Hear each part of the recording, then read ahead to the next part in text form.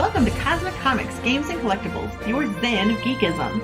We carry comics old and new, magazines, toys, games like Pokemon, Magic, D&D. Want Godzilla, Ultraman, Star Trek, Ninja Turtles, Funko Pops? You'll find it all here. Shop our Cosmic Sound Room and pick up a record or two. Enjoy our Comic Coffee Lounge with a cup of Sasquatch coffee or a delicious menu item while geeking out over a super cool movie on our big screen. Come by and say hello to Maui. Cosmic Comic, Games and Collectibles. Superman loves us, and so will you.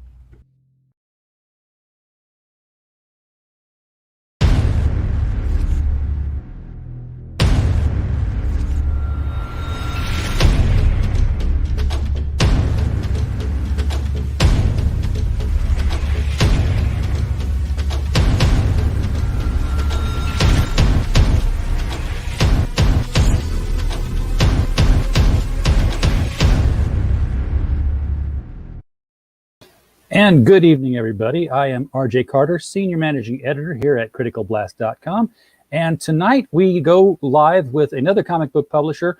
We're not going to the crowdfunding side of things, so put your pledges away at the moment. You don't have to worry about tiers. We're going to worry specifically about the books that are being produced because crowdfunders are on the way. This is the pre-drum up. This is what you're supposed to do when you're going to have a crowdfunder. You drum up interest in the product, and you get people excited about it so that when the product launches on a crowdfunder, it doesn't sit there and languish like, last night's fish laying on the counter that you forgot to scale. Yeah, that's no good. So without further ado, we are going to bring to the screen here Mr. Joseph J.C. Clements from J.C. Comics Universe. How are you doing tonight, sir? I'm doing well. How are you, RJ? I'm doing okay. We're getting... It's going back and forth between really bright and sunny and hot, and then out of nowhere the sky just turns super dark like it's 12 o'clock at night and drops rain and lightning, and then it's sunny again, and it's done it like 3 times today. So yeah, the weather is crazy. I mean, with the heat wave going on and pretty much New York, apparently the heat is kind of threatening that there might be a power outage due to everyone using so much electricity out here. So yeah, it's definitely crazy right now. Well, speaking of crazy, why in the world would you want to get into this business of comic books and creating them? See, that's a fun question. See, I was originally a professional wrestler, and cool. Yeah, I was doing it for what, 9 years, and at some point I had gotten hurt, and I realized in professional wrestling, as much as I love wrestling, I love entertaining people, and I was always kind of writing little stories as a kid, just kind of like sitting in the corner, just doing my own little staple comic books and everything like that.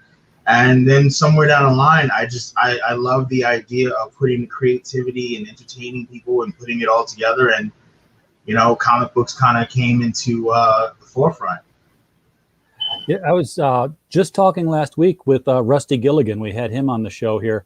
Who's been into professional wrestling and is doing comics now, that there's this natural intersection I keep running across where comic book people are also professional wrestling fans. If it was a Venn diagram, it would be almost an overlapping of the two circles because it just seems to be so popular of a thing. I have a deer outside my window. I can't believe this. It's like something moved over there, and I'm looking. Here's this doe eating grass at the side of my driveway. That's awesome. I'm on top of a mountain here in Northwest Arkansas, so okay. It's you never know what's going to happen out here. I mean, hey, at least you're close by nature. I'm in the city, so everything's always like noisy and everything. So it's weird though, because I used to live in St. Louis, which it's city-like, and I would drive down the interstate with all these office skyscrapers on either side of me, and running down the side of the highway, 5 or 6 deer. It looked like I'd stepped into that Will Smith movie, I Am Legend, where it's like the animals were roaming the city. But they're not getting as afraid of us anymore, so they're coming back into in the populated area. They wouldn't be surprised if someday you actually start seeing them in and around New York if they can get across the toll pike. Yeah, they starting to become like a bit of a regular, mostly upstate, but for some of them are actually coming down here. There was a deer, I think, last year, and some foxes that was in and on 14th Street. So that was interesting. Yeah, the weirdest one I had was when I lived in Little Rock, which isn't city-like at all, but except for like a square mile. And I was living outside of it, and we had a bear come into the Walmart. So Oh wow. it was like, but don't go in for a while, guys, until this thing leaves.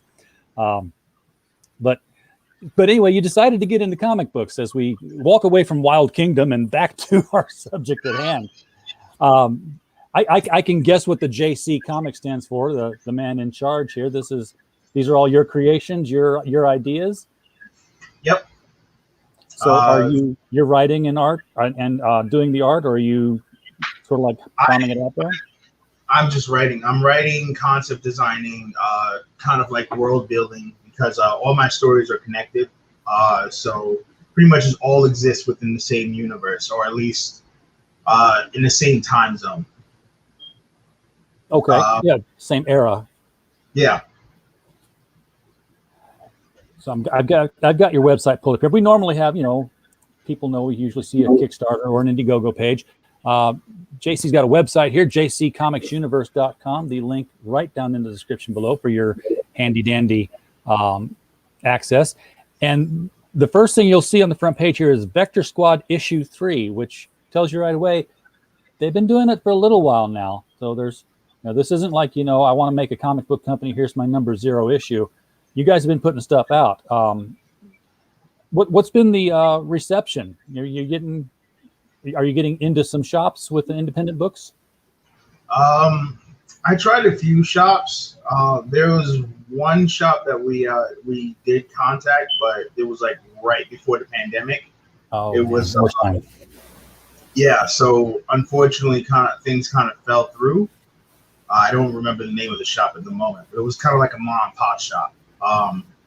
And it was not too far from the area. For the most part, we tried Forbidden Planet, and the first thing they asked was like, what is distribution looking like? What is publishing looking like? What is your fan base looking like? And I was like, yeah, we're kind of just starting. They was like, yeah, no. Oh man. And that's the cool thing about crowdfunding, though, is that you build your fan base at that point. Yeah. And I think that's pretty much what the whole idea last year is, that we wanted to kind of like bring the comics to the viewer, more specifically potential customers. We wanted to do like a little storefront, got a permit and everything. We're kind of going to like just kind of sell comics until until con season. And then we wanted to just kind of like go there from there. But unfortunately, with the pandemic, put a lot of things down. But yeah, at this point, kind of like starting to rebuild, getting ready for con season, and just trying to like, get the face out there a little bit more, Sure. And, now that I think things are getting back to normal, God forbid we get like a new variant or whatever you have coming out down the pike here. We shouldn't shut down anything anymore, please, God. So the first book that I'm seeing is Vector Squad. I'm guessing that's your flagship title. I mean, that's like your main book. Yes. Funny thing about Vector Squad is that Vector Squad didn't start out as the flag title. There was another series that I was working on called World's Greatest, which I'll get into a little bit later. That was kind of the flagship title. It was scheduled for 4 issues at first, and during issue 2, unfortunately, kind of had a fallout with the artists, who kind of disappeared for like 2 years, and that kind of became a bit of an issue. And then frantically running around figuring out what was the next thing to put out. And I found a new artist, and we were just kind of going through titles, and I was pitching ideas for other stories. And Vector Squad was actually something that he got into, and he got interested in the storyline. He was like, "Yeah, let's do that." And I was like, "Oh, sure, okay," because Vector Squad was kind of one of those titles that was just sitting on the shelf for a while, and then it was like, "All right, well, yeah, sure, no problem." Yeah, Vector Squad kind of gives off a sort of a GI Joe vibe to me. Is that fair to say? I mean, I just see that, the military type costuming. It's heavily military oriented, and in some sense also kind of like paramilitary. It's a sci-fi action adventure, so yeah, definitely very much GI Joe vibes. But then it kind of flips that on its head. Because Vector Squad is it's about a band of military misfits that was kind of forced together to create an experimental task force to kind of face off against terrestrial and extraterrestrial threats. Cool. They're pretty much pilots. They're all pilots who are candidates to control a suit called Vectors, which is kind of a humanoid, high-tech, experimental military-grade suit. And basically, it's very dependent on your DNA and how compatible you are with the suit. So it's not like just anyone can use it. Okay, that sounds cool. You've got a video here. I'm gonna give this a try to play here. I don't know how it's going to go with the frame rate. Usually I try to download the video and send it out to StreamYard and let it play it, but we will give it our best shot. First, want to say hi to the chat. Everybody out there, Jack Showroom, hello to you, sir. Creators Outlet, hail Will. And Primetime Fry, he commiserates with the loss of your artist and the cons being shut down. So yes, we all know that feeling. I've missed cons myself this past year. So let's give this a shot and see what we see. And I'll mute my video.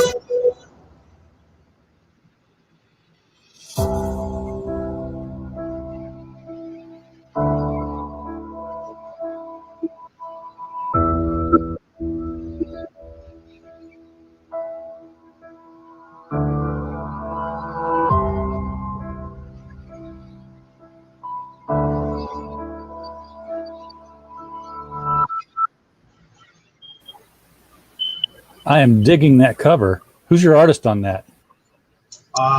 Denny Ibnu. He is a Filipino artist, I was going and to say he's either from Philippines or Brazil because all the best artists are coming from there now. yeah, he's super talented. He worked on this cover, and he actually worked on a cover for a later prequel that will talk a little bit more about one of the Vector Squad's backstory characters. All right, so cool. So this looks like it looks like these two women are forced to work together, and I'm not getting the feeling that they like each other all that much. Yeah. There's a lot of tension. The blonde's name is Yukla Romanoff. She is a kind of a veteran Russian Alliance soldier, and pretty much she spent most of her life in the military. Her parents were military. She's a by the book soldier, you know, anything to get the job done. And she's kind of partnered up with a tech specialist who is kind of a genius in her own right. She's a little green. Her name is Joanny Avilia. She's 22, super young. And the two of them kind of butt heads often. Joanny's issue with Yukla is the fact that she feels that Yukla doesn't think for herself. She's a military dog, you know. She can't be a leader if she can't make decisions, you know, for herself and for her team. Yeah. And Yukla's issue with Joanny is that she's green. She's only been on the field for like 2 years. She apparently don't know what it will take to survive, and she's going to eventually get herself into something that's not only going to get Joanny killed, but Yukla killed as well. All right. I figured her issue with Joanny was going to be that she gets to wear that red dress. That's tight. But it's definitely eye catching.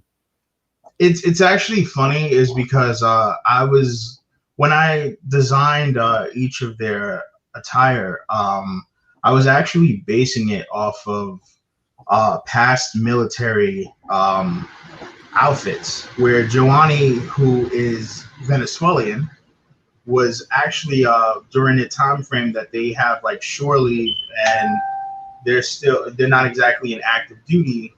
That was one of the military outfits that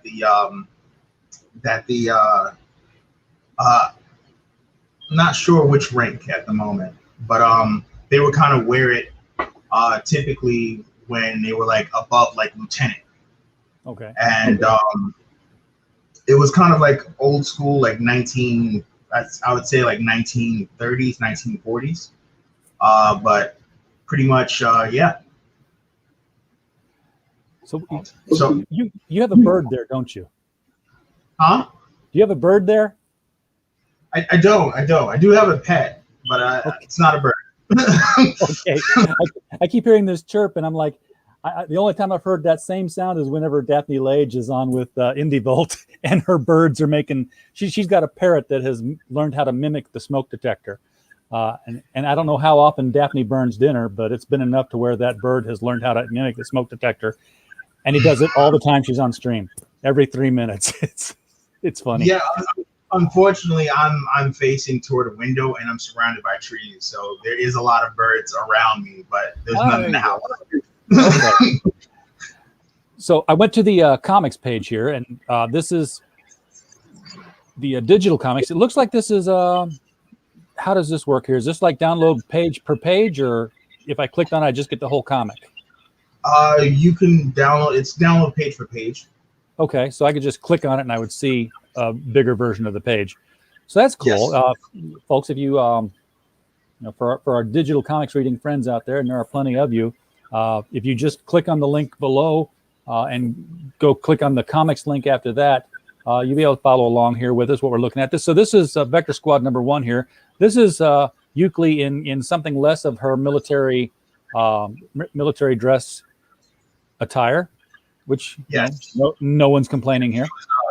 She was actually on short. That's literally her casual look when she's like at the gym. Because when she got picked up in issue 1, she was literally in the gym, and she just kind of had to change and just kind of like go straight into to the meeting with their director.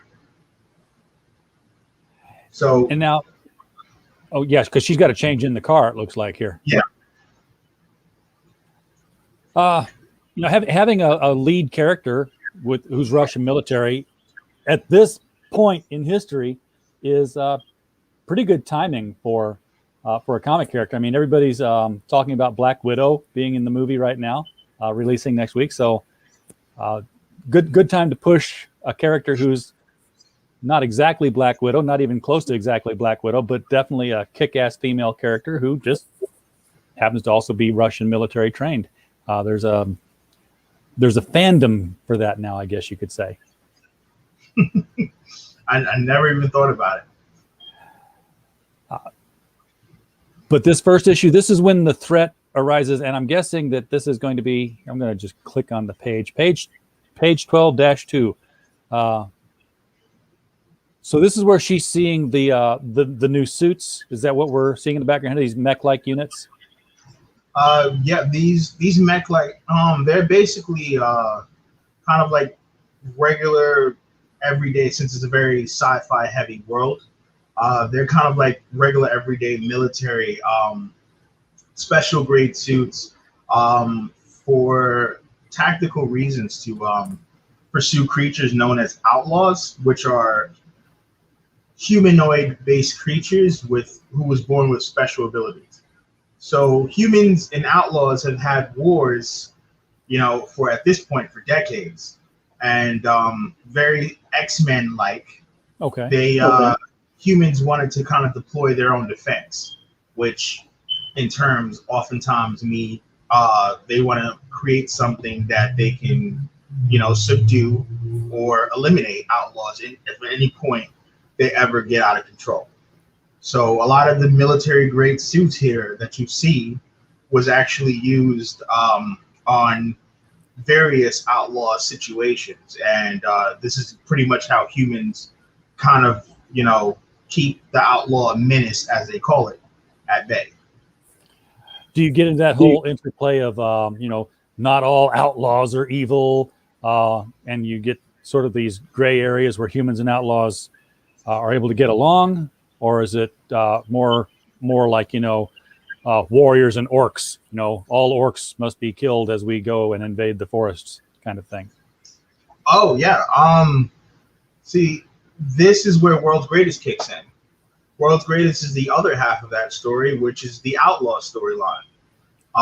Where you have the main characters, Abby and her best friend, Xiao Yu, who were former military, and they kind of fought in a war against a deity, the deity of judgment, which is apparently the universe, the universal embodiment of all judgment. And they literally fought against this thing that wiped out a third of the outlaw species.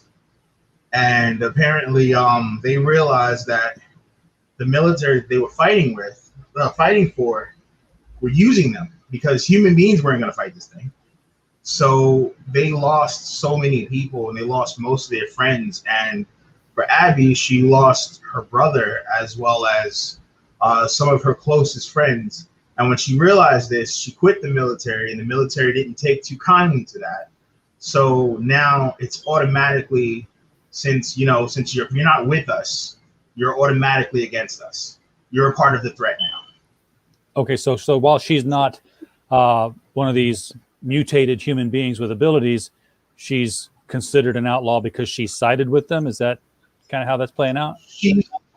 Her ability is that she breaks down time and space. In other words, she doesn't age. She doesn't. Parts of her don't really heal properly, is because of the fact is that time for her doesn't mean anything. So like it's a catch-22. She for some things, she has some some positives as well as some negatives that come with that. But because of the fact that she's kind of a known outlaw, as well as her brother, and she was a part of a government military task force team known as Panthers. Most of the Panthers members, like 98% of the Panthers members, died in that war against the deity of judgment. And Abby and Xiao Yu being one of the two primary people who survived that, no longer wanted to do this. And because they no longer wanted to do this, the government can't control them anymore. And since they can't control them anymore, it's automatically, you're now a threat. So yeah. Now, I don't think I've seen any. I'm echoing again. I don't think I've seen any comic book publisher ever do this, where you've got the forces of good and the forces of evil, obviously in combat, and then giving a book to each side and making the reader care about each side. I mean, if you're going to read Avengers, well, obviously, the Kang the Conqueror, he's the bad guy. We're rooting against him. But, if you've got a Kang book where he's presented as the hero in his own story and sympathetically, and then you have the Avengers and you root for both of them, when they have to come together, you're going to see both sides of the thing and be like, who do I root for in this? I want them both to come out okay. See, growing up, I read so much comic books. I read so much manga. I saw the good guys. I saw the bad guys. It was pretty obvious that, this is who you root for. This is the good guy. This is who you root for. This is Batman. You root for Batman. Yeah. But then when you start to realize that some of the villains have points, I wound up throwing out the terms of good guys and villains, because in my stories, it's more of a moral conundrum than anything else. You're gonna have the so-called good guys who do bad things to underline whatever it is that they're fighting for, and then you're gonna have the people who are considered as the bad guys who do good things, because typically nobody is black and white. There is no all good, there's no all bad. Everyone does something for a reason, and sometimes you're gonna have the person who's considered as a protagonist really later on find out that they're definitely the antagonist of the story. You were following them throughout the entire story thinking that they were the protagonists, and nope, they're definitely the antagonists. And I just want generally for the audience to decide who they want to root for or who they choose to kind of back. Just as long as you can hear both sides of the story, you decide, who you're with and who you're not. Very, very Civil War-ish, if you will. Exactly. I mean, we've seen good guys fight good guys before. It's a common trope in comics, and you always know, well, it's a misunderstanding. They're going to get it worked out. But you're playing the long game with this. I mean, you got titles devoted to each of these factions, so to speak, that are going to be at war with each other. I'm guessing on an ongoing basis, unless you've got a definite end goal in mind that both of these titles are building toward, as sort of a parallel limited series.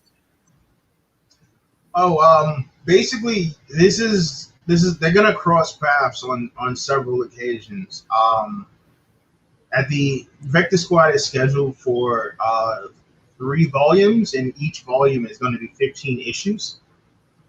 So there are going to be definitely some situations where you're going to see the Vector Squad members versus the world's greatest members, and it's really up to the audience to decide who they're for and who they're against. I love the idea of creating fantasy dream matches.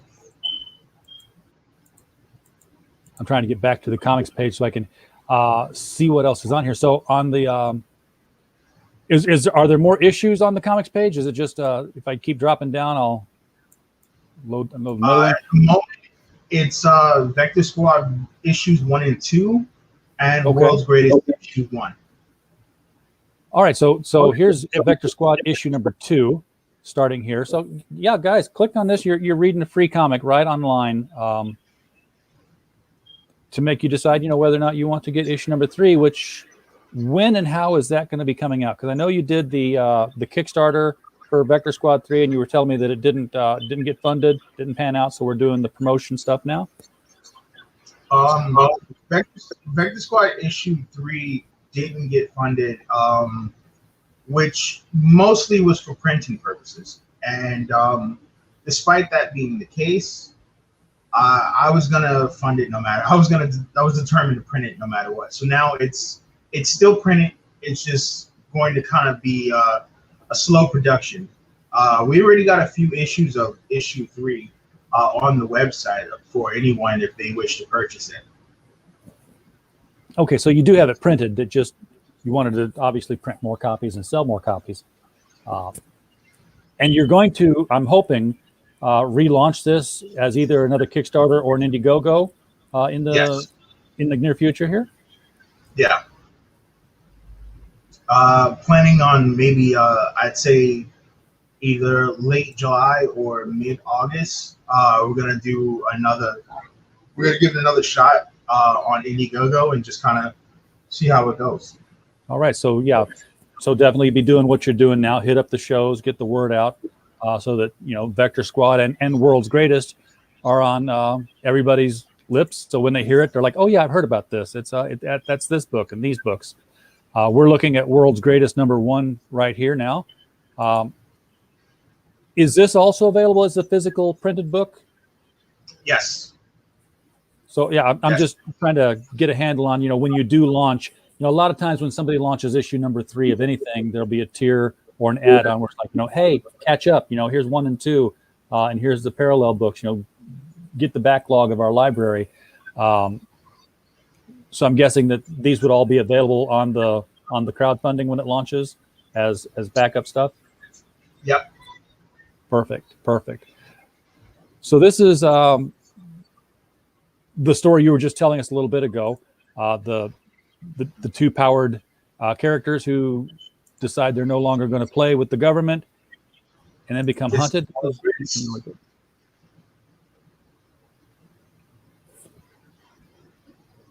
Yeah, go ahead and tell me what we're looking at here, because I'm seeing some different characters. Right now, we're looking at the outlaws facing off against the deity of judgment, Nefertiti. And one by one, she's basically like decimating them. And they're doing everything they could to just kind of like fight her off. Now, and she's when you say deity, you're talking she's a real supernatural celestial being. Yes, she is the embodiment of all judgment from the universe. That's a very powerful. What did Neil Gaiman call his endless people? Anthropomorphic personifications, which is pretty much that's an undefeatable thing, because there will always be judgments. As long as somebody judges somebody, there's always judgment. So she's immortal. I can't even imagine how they would battle something like that. They are definitely determined and definitely on the losing end. So this is also looking very cool. Is there an issue 2 being planned? Of course, there's an issue 2 being planned for this, but I guess where is it on the schedule of things? Right now, issue 2 is definitely in the works. We have about 5 pages to finish, and we got to do the coloring. But at the moment, there are some samples for issue 2. Trying to keep a lot of it, kind of hush-hush, is because issue 2 has kind of been in the works for like nearly 2 years now. And that was unfortunately when, kind of parted with the artist. So yeah, it sucks when your artist goes to you. Also working on issue 3 of World's Greatest as well, and hopefully that should be coming out. Both issue 2 and 3 should be coming out next year. All right. Want to acknowledge the chatters. Welcome, Jazz Crab, to the show here. Appreciate you being here. Captain Hipster Spock. Keep calm, live long, and prosper, man. Mike Walters, how you doing, Mike? I'll talk to you later tonight on your show over at the mic stand. I brought up you've got a shop on here, so you don't have to wait, folks, for the crowdfunder to kick off on number 3 if you want to get numbers 1 and 2 now, as well as you got some variant covers here. So I almost said as well as World's Greatest, but that's not one of the options on here. We'll wait for that one. It looks like you've got three versions of number 1 and 3 versions of number 2. Yes. Some great looking covers on here. I've worked with some very talented people. Yeah. So what both titles I'm seeing, both titles are female character led. What drove you to that to that kind of a dynamic? I mean, are there male characters who have frontline roles in these titles? Yes. When I was much younger, I was, heavily influenced by, as I mentioned before, Western, Eastern comic books, martial arts, and stuff like that. So from what I was seeing when I was young, was that it was very male oriented. In total, I have 52 stories that I have to tell, 52 different titles that I have to tell, and it wasn't until shamefully on my part, it wasn't until about maybe about 5 or 6 years ago that I started to just kind of look more into diversity, looking for more female-led roles. Since a lot of the stories that I have are old, these were the most newest of those storylines. So like I wanted to just kind of like push toward more female leading roles in some of my comic books before I bring out, the classic muscular dudes who who just kind of takes over the show. So I wanted to just kind of bring a little bit more diversity going forward. Yeah. Now, obviously the characters are male gaze oriented in their design, which, that's what sells comics. Not gonna lie. If they look like normal people, they don't just jump off the shelf into your hands anymore. But that's not what it's really about. I didn't see a lot of other than her, being in the gym and having to change on the way back. There's not a whole lot of cheesecake in these books here. Would you say they fit the good girl or bad girl genre, or they're just girls who happen to be in the action story? I think it depends on. It's definitely a character to character basis, where you might have Eucla and you might have Giovanni that definitely fits the good girl aspect of it all.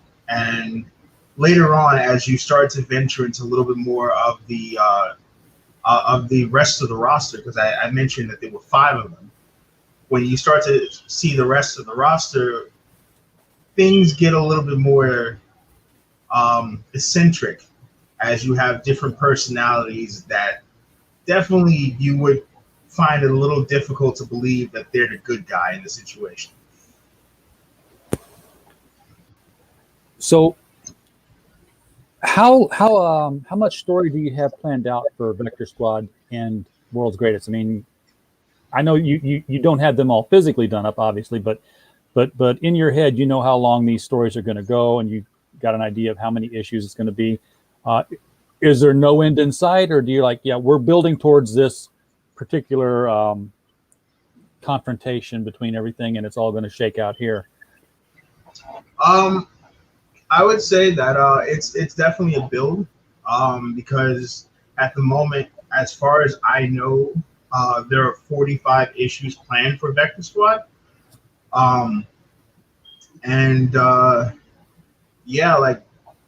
Down the line, there there's definitely going to be a lot of situations where you're gonna get to know the characters, and that's basically for everything for me. Like, it's the storytelling, getting to know the characters, and more importantly than anything else is getting to know the universe.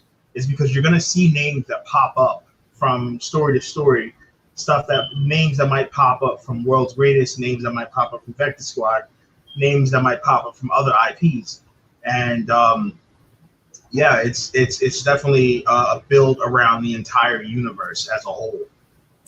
Do you have? Are you going to introduce other titles into the universe at some point? Yes. Outside of Vector Squad and World's Greatest, I'm actually also playing with a story from a character from World's Greatest by the name of Maxie, and it's a comedy fan base action adventure kind of story, which is called The Misadventures of Maxie and Chance Adventures. It's about two brothers who basically just kind of anywhere they go, they just mess everything up. They screw everything up, and it just kind of like just make sure that the world kind of orients and just revolves around them. And it doesn't matter who lives that they ruin. It doesn't matter, what they do. As far as they're concerned, all they're doing is having fun, and that's just basically the whole thing. And it's very fan base heavy. It's very comedic, and that's just to kind of like step away from the sci-fi drama heavy situations that you're going to get from Vector Squad and World's Greatest. Cool. Now, you had mentioned earlier that you'd read a lot of the Western comics and the Eastern comics, and it was very male dominated. What books did you read when you were growing up? I mean, do you remember when you got into comics?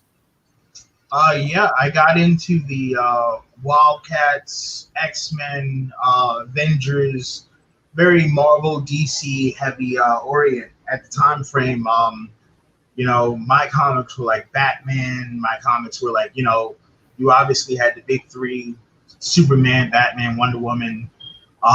Then you had you had Wildcats, you had Spawn.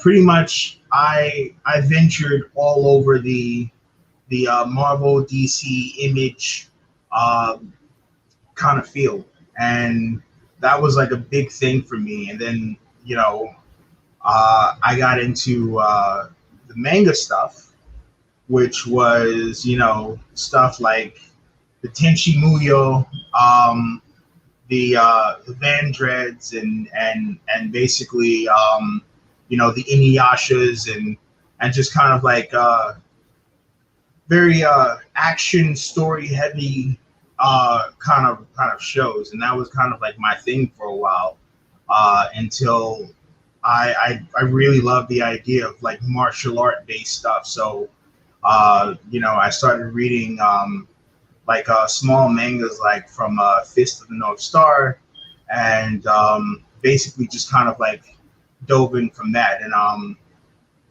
that was kind of my influence growing up. And I wanted to do something. I always thought to myself, like, it would be so cool if, like, what if all of these worlds were like merged in together, because of the fact that I was very martial art heavy. It was like, hey, maybe what if one day we did a tournament and just had so many characters just kind of like fusing together. You had Red Hawk versus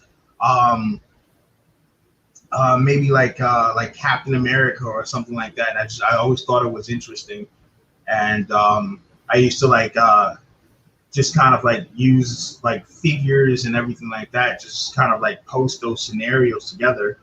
And eventually that kind of led off to me like doing my own thing, creating my own little world, where it started off as a little small group, very X-Men oriented.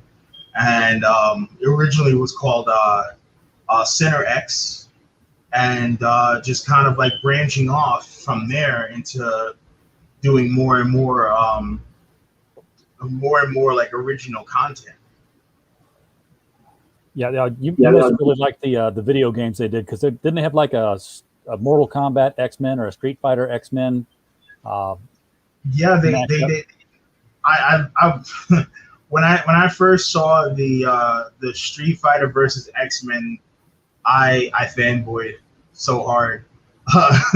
And then then the Marvel versus Capcoms, and then it was like, and then after a while you started to grew up a little bit, started to see you start to see certain tropes, and you started to see that like it was much more um it was much more like fan service based off of the fact that they knew that they were going to get either a nostalgic crowd, or they were going to get those people who generally were casual fans and who were just looking for those type of fighting games, because after a while you had certain characters that just started getting thrown into the mix for no reason. And it was nice to see it, but after a while it was just like, yeah, this is not really what I wanted. Like, if I want to fight Apocalypse, I want to see Apocalypse be Apocalypse, and instead that wasn't quite what I got, but at the same time, during the time frame, it was awesome nonetheless. Yeah, he couldn't really be Apocalypse when all he had was like 3 moves, and you were punching and kicking the whole time. And you'd get the ridiculous matchups like Magneto versus Jubilee. And Jubilee might win if the character played correctly. Not happening. Since you were reading though the Western and the Eastern books at the same time, did you draw any differentiation between the two? Was it it's like, hey, these are comic books and these are manga, or was it just like hey, these are all comics, and where I'm going with this if you've been paying attention to the news today? Yeah. There definitely was some differences where a lot of the Western comic books were much more superhero oriented. It was definitely, you had your good, you had your bad, and it was just the common tropes that you would get from Western. Like, everyone, there was always some comic book where you definitely had your Boy Scout character or your Girl Scout based characters, and you started to see those tropes in Western, but then Eastern wound up having their own tropes where you had that character who was the bad boy and who was always super strong, rather more than the main characters, and then you had your harem based characters, and then it was always the same overall. But I think Western wise, I think Western has just kind of like overall like better character wise. I think they have better characters, but I think Eastern tells a better story, despite the fact that a lot of their stories seems similar depending on the theme of the series. So you think that if Western comics were telling better stories with their superior characters, do you think that might is that what we need to combat manga? If we're going to get the sales back up on Western comics again, because the numbers, the Eastern comics are crushing Western comics, and Western comics publishers are like, this is fine. Yeah, we're good because the comics industry as a whole is doing swell. I think what we have to do is we have to step away from the idea of having those characters that pretty much resemble other characters. We don't necessarily need. I mean, how many? Don't get me wrong. I like.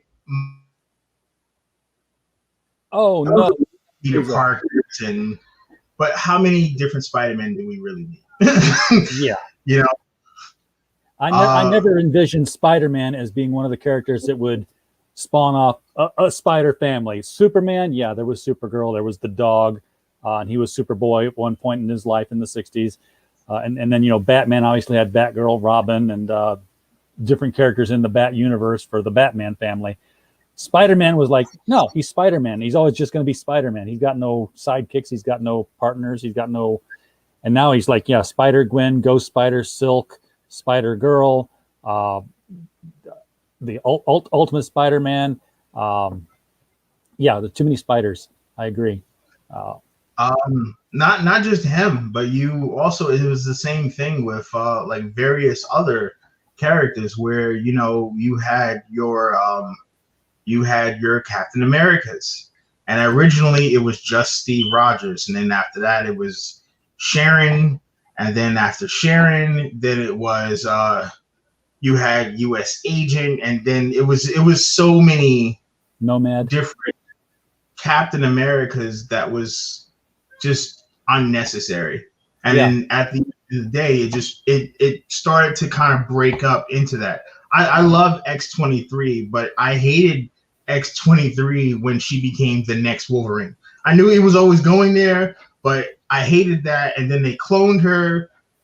You cloned a clone, and then you had like three other X-23s that basically were all just little miniature Wolverines running around. It was like, why? Why do we need all of this? You know, it might have been interesting, you know, if Marvel would realize that, you know, hey, clones take time to grow up, and you had like your X-23 who's 20 something, and then an X-23 who's 16, and have this little 5-year-old X-23 running around just, I'm gonna chew up your ankles. They could have had fun with it, but you know, to have like a Damian Wayne Robin version of Wolverine, that would be some compelling storyline. or not, I don't know. What do I know? I don't publish comics. I mean, at the end of the day, what one of the biggest issues that I think about Western comics is that eventually they wind up falling into the trope. And the trope is, you know, you find that major character and then you just replicate it. Yeah. And I think that was kind of unnecessary. Also, I know it's been a long stay in comic books for like decades now, but the idea that no one ever dies, not really, no one ever dies and stay dead, which is kind of something that I wanted to change in my own universe, where, you know, death has a more bigger impact, where if a character dies, they're just dead. And if they do ever come back for any reason, they're not the same character that they used to be. And pretty much that's not something that happens like very often. It's super rare. If a character's dead, they just stay dead. We move on, and, you know, we build on a new character. The idea of it being something new is what I want other people to realize, which is the reason why the slogan is the universe that never stays the same. No one is immune. And when it happens, it's for a reason. I'm not going to just kill a character just for the shock value and then bring them back like 4 months later. It's going to make it hard to trademark those babies. You know, that's why nobody can ever die in comics, is unless they're a character nobody cares about, or unless their character is essential to the origin of another character. You know, Uncle Ben has to die, or there's no Spider-Man. Martha and Thomas Wayne have to die, or there's no Batman. Batman can never die, or there's no movie franchise, because they have to keep the intellectual property alive and show continued use in order to keep that trademark filed, so they can continue making bucks off of it. But yeah, to your point, you know, it seems to me like, I don't know, maybe things are going faster as I get older, because I'm in my 50s now. But it seems like we reboot the universe, we tell the same story again with different writers and different artists up to the end. We close everything, we reboot the same universe over again. We tell the same story slightly differently with different writers and different artists. And it's just this big cycle, and they're not doing anything really cool and really new with it. And I'm ready for something really cool and really new. And I think they're afraid that they're going to lose their fans of specific characters. And They've already lost them. I get it. I understand the fear. Like, you know, the idea of establishing someone new is difficult, because that character might not go over as well as you think. And that's understandable. But at the same time, if you're trying to keep up with new readers or whatever, don't insult your fan base. Yes. Don't tell a story for 20 years and then reboot the universe and right afterwards, and then like, oh well, everything in the last 20 years don't mean anything. That's definitely gonna piss people off. So yeah, I mean, if I had $20 to buy DC away from AT&T, I'd reboot everything from the ground up again, because what's really screwed them up with these reboots is sometimes they can't commit to them. They're like, yeah, we got to reboot everything, but Batman's got a lot of baggage and we're keeping it. And we got this story going on in Green Lantern, and that's going to stay the same. But Superman's brand new, and Wonder Woman's brand new, and then you got now it doesn't fit anymore, it doesn't mesh. And one of the things that they've always been able to do, they made a big deal about all these different universes they've got. I mean, they devoted entire books to explaining the 52 universes in the DC multiverse, and now they've expanded to all these, dark multiverse variants. There's nothing in the world stopping them from putting an imprint in the corner underneath the DC bullet that tells you where this is. You can do a whole line of, a whole series based on Earth 23 and have Calvin Ellis as President Superman. You can do an entire line of books on, I forget the number, but there's the Charlton Comics universe where it's the Blue Beetle and the Question and Captain Atom, but they're in a Watchmen type world, because Watchmen was a copy of those characters anyway. So it's a more serious, gritty world. And they can tell all kinds of stories. They don't have to stick with Superman, Batman, Wonder Woman of Earth 1 always doing their thing. And now, of course, that they've opened up, and I'm rambling on here, but I'm hot on this topic all the time. Now they've got this whole Infinite Frontier. Yeah, it's all wide open. Everybody knows about the multiverse. They're going everywhere. It's like just, borrow a cup of sugar from Earth 7 if you want, and just come back. It's no rules, and it's all chaos. That's my soapbox. That's my soapbox. So, on your website, is there a mailing list of some sort that people can sign up on to keep abreast of new developments with JC Comics? Yes, there at the bottom of it, you might have a mailing list that's wanting to connect into everyone's email, as well as JC Comics Universe. Anytime that post, anytime that we do pretty much just about anything. Apparently, you have to scroll up. It's really weird with it's like in the corner somewhere. But WordPress. Yeah. Sorry, but it's like right over here. But anytime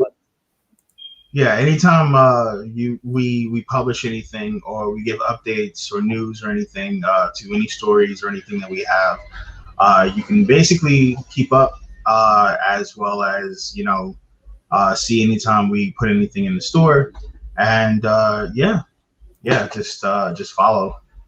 Very cool. And Harwenberg has said in the chat here that there is a JC Comics in New Jersey, but it's not related. But drive over there with your books and say, hey, you might be able to sell these. People might ask questions.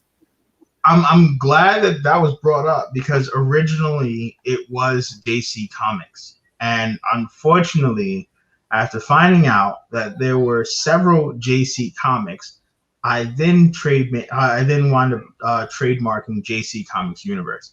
So sometimes I will just say JCU for short, but not to confuse anyone. Not JC Comics, JC Comics Universe. It will always be JC Comics Universe. There's only one JC Comics Universe. It was like 4 JC Comics. Yeah. Well, it's like my local comic shop. We have Dave on the LCS Guy show every other Saturday.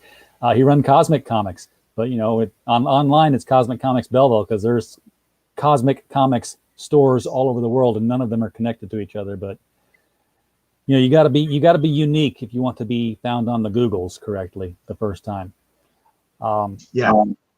Speaking of the LCS Guy show, this is where I'll say what we've got coming up throughout the week here. Tomorrow night at 8 p.m. Eastern, we will have Aria Blackness, who will be promoting the Adventures of Tailless.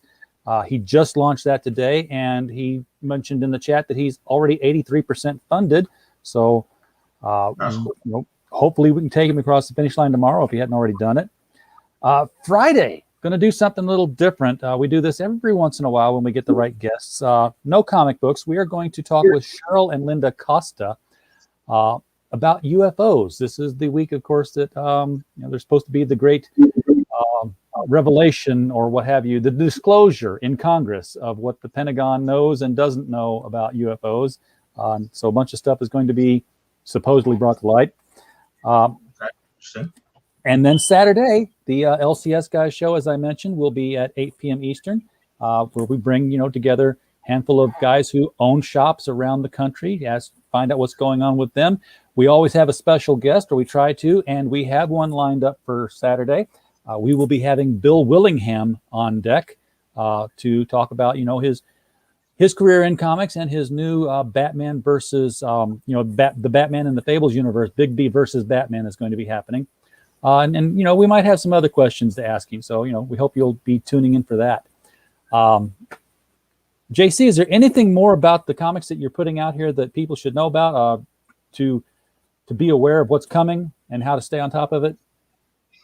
I say just kind of follow either JC Comics Universe, or you can follow us on Facebook, also under JC Comics Universe, Instagram, DeviantArt. Not so much Twitter, although our Facebook is connected to our Twitter. So I really don't know what's actually going to be on that. But basically, just follow us during any of these other media outlets, and we'll keep you in the know. All right. I need to find your Twitter because I don't think I'm connected to it. You hit us up on email, and we worked out through there, and I tried to find you on Twitter, but amazingly, like you said, there's a couple of different JC comics out there with numbers after him. Like, better ask him what it is. JC, thank you for coming on the show tonight and bringing World's Greatest and Vector Squad here.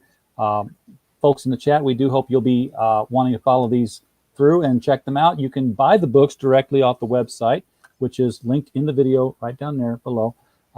You don't have to wait for the Kickstarter, but late July, early August, Vector Squad number 3 will be crowdfunding in some way, shape, or form. So we'll be looking forward to seeing that and, having you back on maybe if you are so inclined to, try to push some funding that way and make it, more successful than that last one was. We like seeing comic book creators succeed. We don't like seeing crowdfunders fail, especially the ones I put money into. I like to get what I paid for. I definitely appreciate it, and just the same, like I said, this is something that I'm passionate about. I love telling stories. I love entertaining, and whether success or not, as far as I'm concerned, you don't fail until you give up, and that's about it. Yeah, as long as you keep getting up, you have not failed. So with that, on that note, folks in the chat, thank you for showing up tonight. Truly appreciate you being here. We don't have a show without you. I encourage you to hit the share button on the video. Again, not for my numbers, but to put our creators in front of more eyeballs so that we can spread the news about their products and help make them the success that they should become, as successful as they can become.